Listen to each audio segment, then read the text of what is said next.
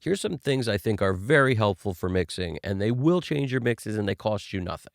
So check this out. What is the difference between everyone mixing the way mixing started, 60s, 70s, 80s, 90s, 2000 era, until that drastic shift that happened when everyone completely stopped using consoles and started using DAWs? A big difference is we are totally focused visually now. We have to be to run a session, to do anything pretty much. We need to be staring at a screen. Whereas prior to that, what was going on? You'd have a console and you'd have your speakers, you'd have some plasma meters, maybe VU meters, but that was all you had. Then years after that became use of a screen, which would go next to the console a lot of times, sometimes above it, but often you'd see the console off to the side because people would almost separate the job into different parts. The editing part, where they would be like off center from a screen over here, and then they would sit down at the console or, just use that DAW as a tape machine essentially to hit play. They would do their mixing on the console. Now, the thing with a console is I'm not recommending everyone go buy a console. That's not what this is about. What this is about is the fact that you have to give in to the realization that when you can see what's going on the screen, you are being told something different.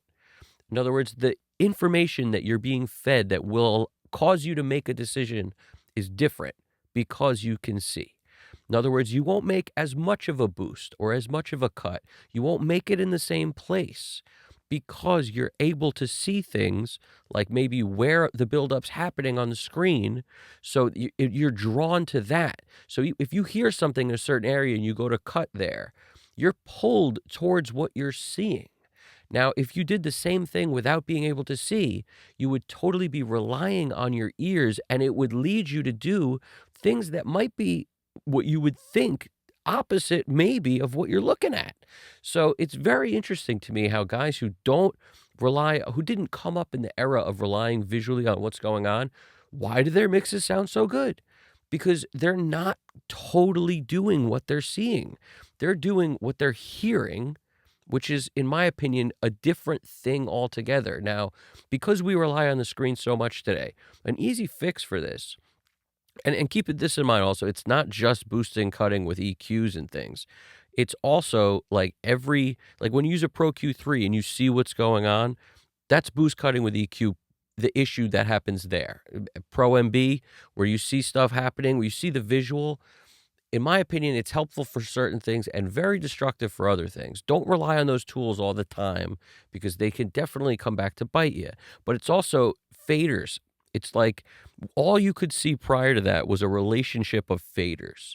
In other words, what is louder than what? And you'd always put things in the same place all the time on a console. So as a result, you would know quickly by looking down at what you really have, at what your balance really looks like. And after you've made a couple mixes that you are happy with, that you like, you kind of get into a habit of, okay, that's weird that this looks like this. So you did have a visual based on where the faders physically sat, and you'd have a visual based on what knobs physically looked like in front of you. And what it did, because it was always in the same place, is it took your brain out of this idea of what to do next. You sort of knew what to do next almost intuitively. And when you heard something, it was quick to do. Nowadays, a lot of times people trip on themselves navigating through a session, but they got to scroll up and down, get to find what they're trying to do.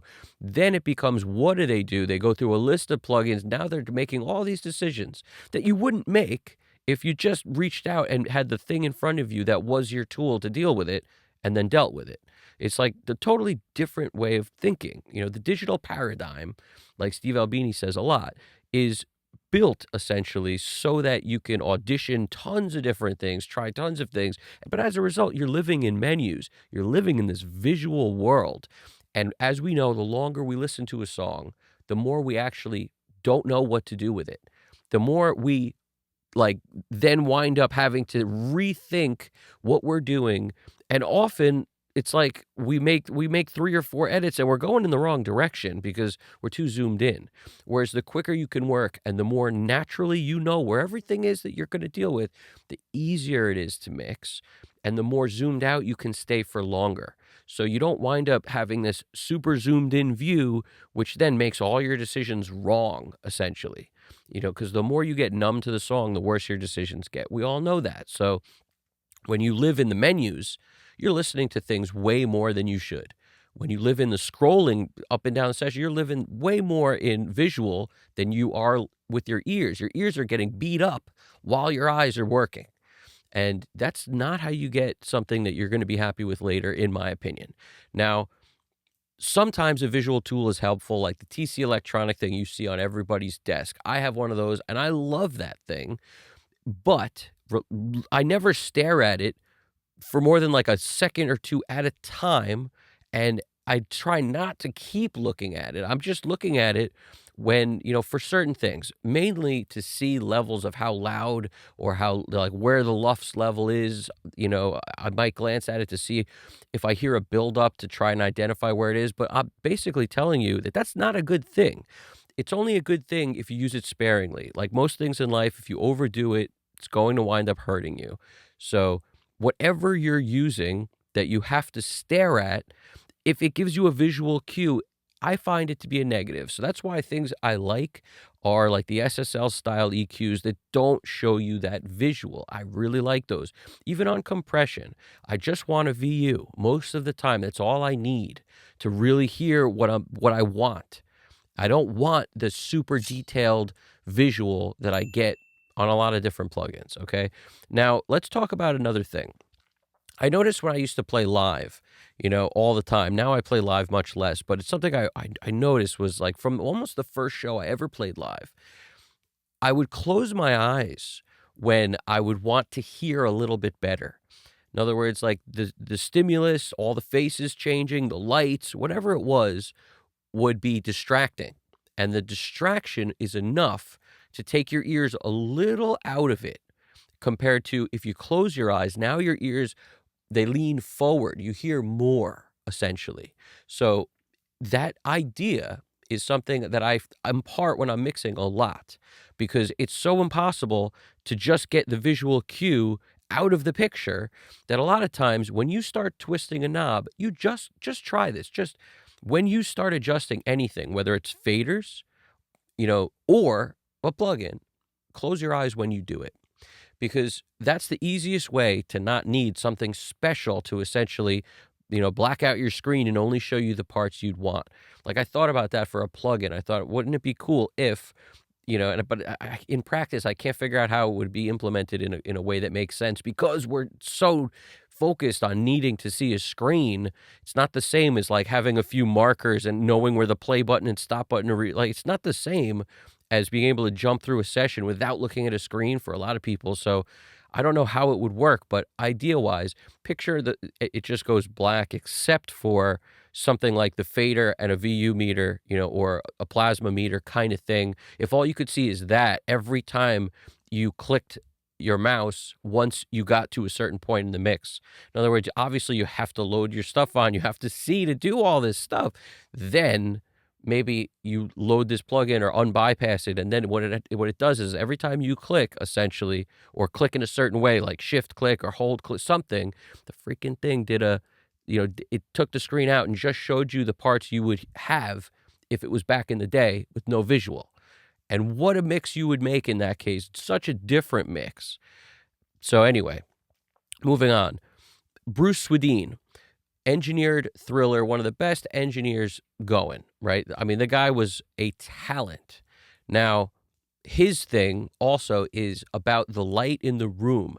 So because this whole video is focused on the difference between visual and what we're hearing, a guy like that knows that he makes a completely different mix when he turns the lights down, dims them, gets some ambient lighting going.